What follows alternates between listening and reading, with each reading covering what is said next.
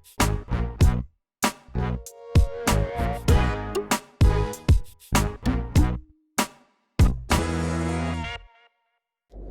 Students, welcome to the class. तो students, आज हम डिस्कस करने जा रहे हैं एक बहुत ही simple concept which is molecularity. Now let us define molecularity of a reaction. The number of reacting species which collide simultaneously to bring about a chemical reaction is called molecularity of a reaction. So in simple words बच्चों, किसी भी reaction में जितने reactant involve होंगे जो product की formation करेंगे, that is called the molecularity of a reaction.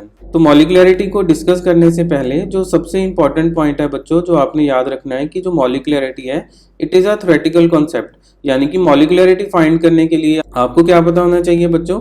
आपको सिर्फ देखना होगा एक balanced chemical reaction. For example यहाँ पर है हमारे पास reactant A and B which are forming product P.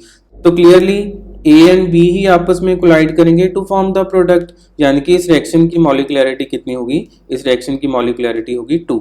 Now let us see different reactions on the basis of molecularity. So हमारे पास बच्चों फर्स्ट रिएक्शन है decomposition of SO2Cl2। Because decomposition में सिर्फ एक ही रिएक्टेंट इन्वॉल्व है ना, इसी से हमारे पास प्रोडक्ट बन रहे हैं SO2 एंड Cl2। तो यहाँ पर बच्चों मॉलिक्युलैरिटी होगी 1 एंड इस तरह की रिएक्शंस को हम बोलते हैं unimolecular reaction. Clear? So these are called unimolecular reaction. और सेकेंड रिएक्शन देखते हैं यहाँ पर बच्चों, हमारे पास क्या है? 2 molecules of hydrogen iodide, they are acting to form H2 and I2। तो क्लियर है बच्चों, यहाँ पर क्या होगा? एक हाइड्रोजन आयोडाइड का मॉलिक्यूल कंबाइन करेगा दूसरे हाइड्रोजन आयोडाइड के मॉलिक्यूल में, यानी कि उनके आपस में कोलिजन्स होंगे, जिसकी वजह से क्या होगा? There is formation of H2 and I2। Clear? So clearly यहाँ पर जो मॉलिक्युलैरिटी है वो 2 है और इस तरह की रिएक्शंस को हम बोलते हैं bimolecular reaction. Clear? So this is example of bimolecular reaction.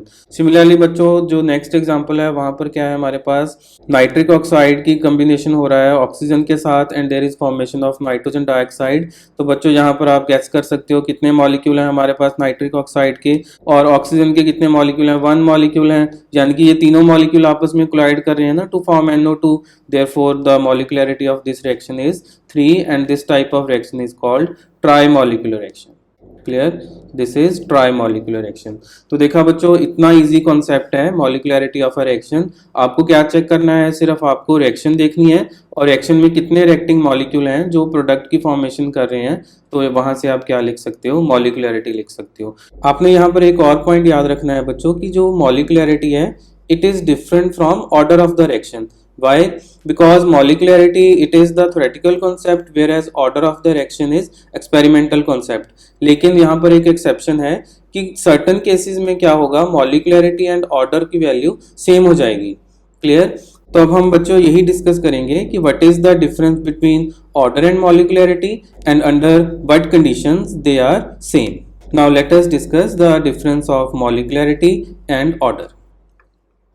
तो चलिए बच्चों डिस्कस करते हैं difference between molecularity and order of the reaction.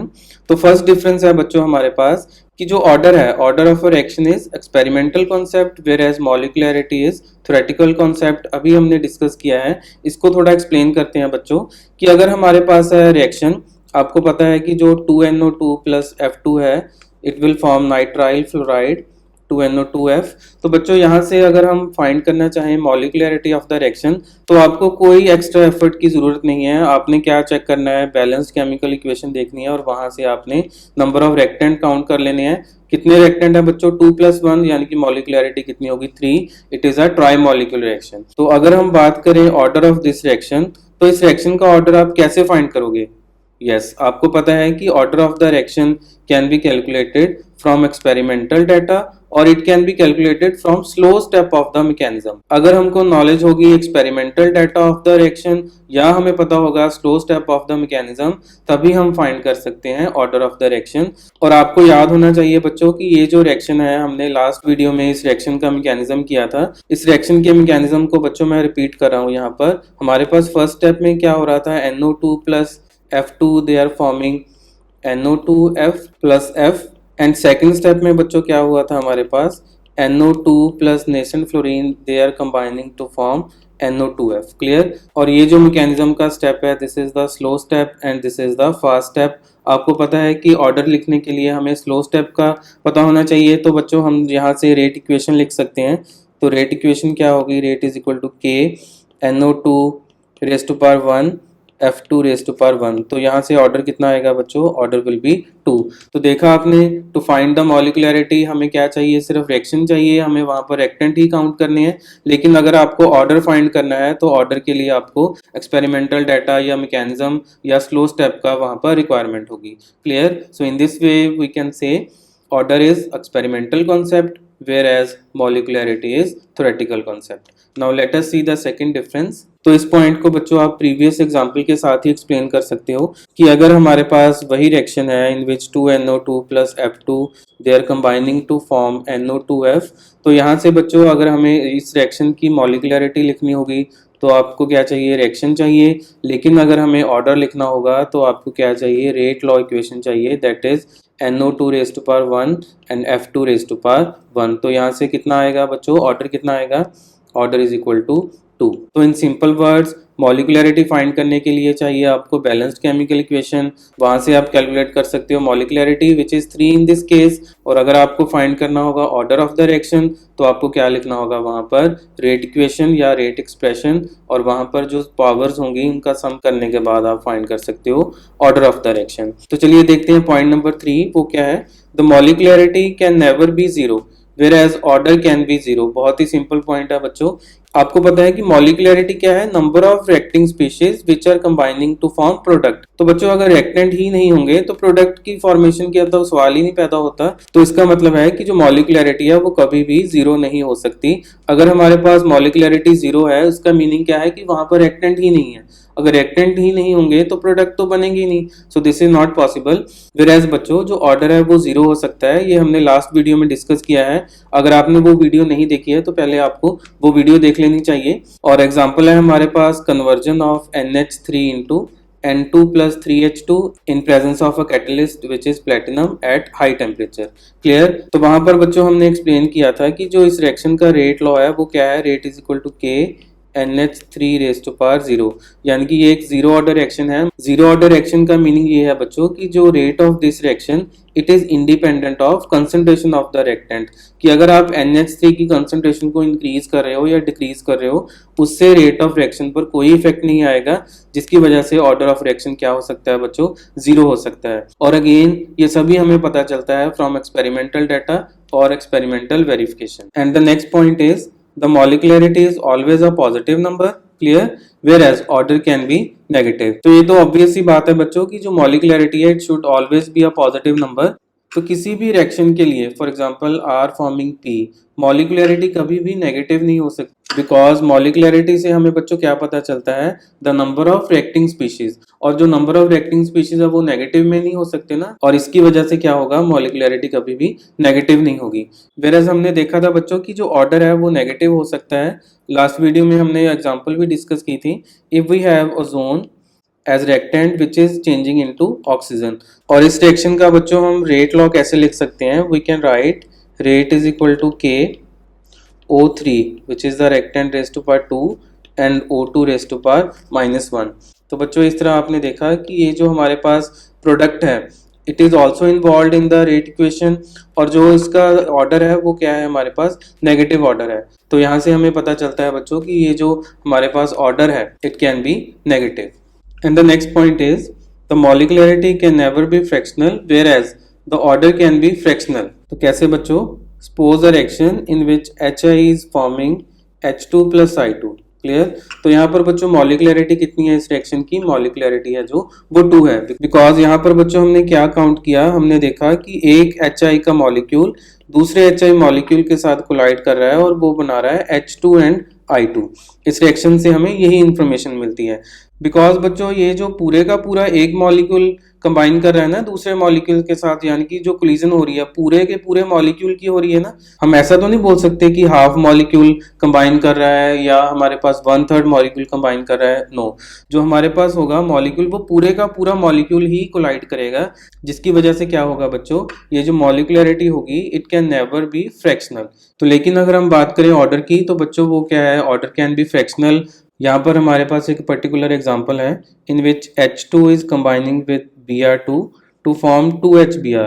इस रिएक्शन के लिए बच्चों जो हमारे पास रेट लॉ है that is rate is equal to K H2 raised to power 1 and Br2 raised to power 1/2. So in this way the order of reaction is 3/2. तो इस तरह हम बोल सकते हैं बच्चों की जो ऑर्डर है वो फ्रैक्शनल हो सकता है। तो इस तरह हम बोल सकते हैं बच्चों की जो मॉलिक्युलैरिटी है it can not have a fractional value, यानी कि इसकी वैल्यू कभी भी फ्रैक्शनल नहीं हो सकती, whereas order can be fractional. तो चलिए बच्चों मॉलिक्युलैरिटी से रिलेटेड कुछ क्वेश्चंस डिस्कस करते हैं। Now let us see the first question. First question is why is probability of reactions with molecularity higher than 3 very rare? तो इस क्वेश्चन का मीनिंग है बच्चों की जो हायर मॉलिक्युलरिटी की रिएक्शंस है वो बहुत ही ज्यादा रेयर हैं, ऐसा क्यों है? तो बच्चों मॉलिक्युलरिटी क्या है हमारे पास? Molecularity is the number of reacting species which are colliding simultaneously in a reaction. For example हमारे पास है reaction 2A plus 2B is forming P। तो बच्चों इस रिएक्शन में हमारे पास मॉलिक्युलरिटी है 4। क्लियर? तो इस तरह की रिएक्शन में बच्चों हम क्या अज्यूम कर रहे हैं कि ये जो हमारे पास 4 रिएक्टिंग स्पीशीज है, 2 atoms of A and 2 of B, 4 acting species, ये एक ही स्टेप में आपस में कंबाइन करके एक ही स्टेप में क्या बना रही हैं? प्रोडक्ट P बना रही हैं। तो इस तरह चारों ही एटम्स या 4 से ज्यादा एटम्स भी हों अगर हमारे पास, तो उनका साइमल्टेनियसली कोलाइड होना बहुत ही ज्यादा मुश्किल है। हाँ, 2 मॉलिक्यूल या 2 पार्टिकल्स आपस में बच्चों बहुत ही इजीली कोलाइड कर सकते हैं, लेकिन बच्चों इस तरह के पार्टिकल्स का एक साथ कोलाइड होना एक ही रिएक्शन में या एक ही स्टेप में वो बहुत ही ज्यादा मुश्किल है, जिसकी वजह से क्या होगा, जो हायर मॉलिक्युलरिटी की रिएक्शंस हैं दे आर वेरी रेयर। तो बच्चों इस तरह की रिएक्शन जो होती हैं जिनमें 3, 4 या 5 एटम्स इन्वॉल्व हों, तो बच्चों वो सिंगल स्टेप रिएक्शंस नहीं होंगी, वो मल्टी स्टेप रिएक्शन होंगी। उन्हें हम मल्टी स्टेप रिएक्शन इस वजह से बोल सकते हैं बिकॉज मल्टी स्टेप रिएक्शन में एक ही स्टेप में सभी रिएक्टेंट इन्वॉल्व नहीं होंगे। क्लियर? तो यहाँ पर हमने मॉलिक्युलरिटी 4 दिखाई है, तो ये भी तो हो सकता है बच्चों की 2 पार्टिकल्स एक स्टेप में इन्वॉल्व हो रहे हैं और 2 पार्टिकल दूसरे स्टेप में इन्वॉल्व हो रहे हैं। तो इस तरह बच्चों जो हायर मॉलिक्युलरिटी की रिएक्शंस होंगी वो रेयर होंगी बिकॉज वहां पर probability of simultaneous collisions is very very small. Clear? तो बच्चों यहाँ पर हम कंक्लूड कर सकते हैं कि जो हायर मॉलिक्युलरिटी की रिएक्शंस होंगी they are never completed in single step, क्योंकि वहां पर साइमल्टेनियस कोलिजन्स नहीं हो पाएंगी मॉलिक्यूल्स की। और बच्चों यहाँ पर आपने याद रखना है कि जो भी हायर मॉलिक्युलरिटी की रिएक्शंस होंगी they are completed in multi steps. तो चलिए देखते हैं नेक्स्ट क्वेश्चन। यहाँ पर क्या है बच्चों? For a zero order reaction will the molecularity be zero? तो आपको पता है बच्चों की मॉलिक्युलरिटी कभी भी जीरो नहीं हो सकती। मॉलिक्युलरिटी क्या है हमारे पास? किसी रिएक्शन में नंबर ऑफ रिएक्टेंट्स की वैल्यू है, तो बच्चों मॉलिक्युलरिटी कैन नेवर बी जीरो। तो अगर हमारे पास ऑर्डर जीरो है तो मॉलिक्युलरिटी कभी भी जीरो नहीं होगी। तो यहाँ पर बच्चों हम वही एग्जांपल कोट कर सकते हैं इन विच NH3 is forming N2 and 3H2 in presence of platinum and heat। तो बच्चों ये जो रिएक्शन है हमारे पास, यहाँ पर मॉलिक्युलरिटी कितनी है इस रिएक्शन की? मॉलिक्युलरिटी 2 है, लेकिन ऑर्डर कितना है इस रिएक्शन का बच्चों? ऑर्डर 0 है। तो देखा आपने बच्चों की ऑर्डर 0 हो सकता है लेकिन मॉलिक्युलरिटी कभी भी 0 नहीं हो सकती बिकॉज मॉलिक्युलरिटी क्या है हमारे पास? नंबर ऑफ रिएक्टिंग स्पीशीज है। तो चलिए देखते हैं न्यूमेरिकल। तो in this numerical A and B is reacting to form P। और बच्चों यहाँ पर हमें गिवन है rate law which is represented as rate is equal to K A raised to power 1 B raised to power 1/2। तो जो question जहाँ पर पूछा गया है बच्चों ये है, can the reaction be an elementary reaction? यानी कि क्या ये रिएक्शन एलिमेंट्री रिएक्शन है? तो बच्चों सबसे पहले आपको पता होना चाहिए कि जो एलिमेंट्री रिएक्शन है that is the single step reaction. Clear? Elementary reaction is single step reaction, यानी कि वो रिएक्शन जो एक ही स्टेप में प्रोडक्ट फॉर्म कर दे, डायरेक्टली रिएक्टेंट टू प्रोडक्ट। और सेकंड बात बच्चों आपने एलिमेंट्री रिएक्शन के लिए याद रखनी है कि एलिमेंट्री रिएक्शन यानी कि सिंगल स्टेप रिएक्शन में क्या होगा? ऑर्डर ऑफ द रिएक्शन, यानी कि जो आपके पास एलिमेंट्री रिएक्शन होगी उसका order that should be equal to molecularity of the reaction. Clear? ये बात आपने, ये रिजल्ट आपने याद रखना है कि सिंगल स्टेप रिएक्शन के लिए या एलिमेंट्री रिएक्शन के लिए ऑर्डर एंड मॉलिक्युलरिटी सेम ही होते हैं। तो चलिए बच्चों देखते हैं कि हमारे पास ऑर्डर ऑफ रिएक्शन क्या है। ऑर्डर इज इक्वल टू, यहाँ पर है बच्चों हमारे पास 1 + 1/2, यानी कि ऑर्डर क्या हो गया हमारे पास? 3/2 और 1.5। एज यू नो बच्चों जो ऑर्डर है वो फ्रैक्शनल तो हो सकता है, क्लियर, लेकिन जो मॉलिक्युलरिटी है वो कभी भी फ्रैक्शनल नहीं हो सकती। तो यहाँ पर क्या है बच्चों? ऑर्डर एंड मॉलिक्युलरिटी आप बताओ कि सेम होंगे या नहीं होंगे? बिकॉज यू नो मॉलिक्युलरिटी कभी भी फ्रैक्शनल या पॉइंट्स में नहीं होगी, that means order is not equal to molecularity. तो अगर ऑर्डर एंड मॉलिक्युलरिटी डिफरेंट है बच्चों तो ये जो रिएक्शन है ये कभी भी एलिमेंट्री रिएक्शन नहीं होगी, यानी कि ये सिंगल स्टेप रिएक्शन नहीं है, it should be a multi step reaction. Clear? So दोबारा से आपने याद रखना है कि elementary reactions are those reactions which are completed in single step and for elementary reactions order of the reaction is equal to molecularity of the reaction. Since molecularity of the reaction can never be fractional, therefore order is not equal to molecularity for this particular reaction. Hence this reaction is not an elementary reaction, it should be multi-step reaction. तो बच्चों इस तरह आप order and मॉलिक्युलरिटी की help के साथ prove कर सकते हो कि क्या जो रिएक्शन है वो एलिमेंट्री रिएक्शन है या मल्टी स्टेप रिएक्शन है. क्लियर. सो एलिमेंट्री रिएक्शंस में क्या होगा, ऑर्डर एंड मॉलिक्युलरिटी सेम होंगे. तो चलिए देखते हैं नेक्स्ट न्यूमेरिकल. तो in this numerical reaction is given for which rate of reaction is given and the concentration of the reactant is given and you have to calculate rate constant if order of reaction is 2. तो बच्चों यहाँ पर हमें given है order of reaction. So order पहले लिखते हैं, order is equal to 2. अगर हमें ऑर्डर पता हो तो बच्चों हम लिख सकते हैं रेट इक्वेशन या रेट लॉ. तो rate is equal to K A raise to power 2 because A is the reactant. तो यहाँ पर बच्चों गिवन है रेट की value 9.5 into 10 raise to power -5. K हमें फाइंड करना है and concentration is 0.01 raise to power 2. तो यहाँ से हम k की वैल्यू फाइंड कर सकते हैं. k is equal to 9.5 into 10 raise to power -5 divided by 0.01 raise to power 2 and then k will be equal to 9.5 into 10 raised to power -5 over 1 into 10 raised to power -4. That will 9.5 into 10 raised to power -5 into 10 raised to power 4. तो बच्चों यहाँ से आएगा 9.5 into 10 raised to power -1 which will be 0.95.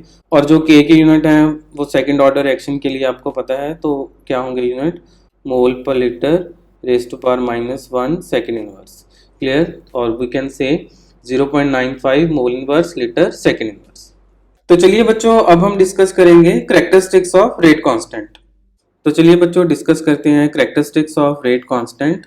And the first characteristic is it gives measure of rate of the reaction. तो बच्चों in simple words we can say जो rate constant है वो हमें बताएगा रेट ऑफ द रिएक्शन. तो अगर हमारे पास बच्चों k की वैल्यू ग्रेटर होगी, larger value of k, then that means the reaction is fast. और अगर बच्चों हमारे पास k की वैल्यू स्मॉल होगी, स्मॉल वैल्यू ऑफ k मतलब स्लो रिएक्शन यानी कि rate of reaction will be slow. So आपको याद रखना होगा कि k क्या है, it gives the measure of rate of the reaction.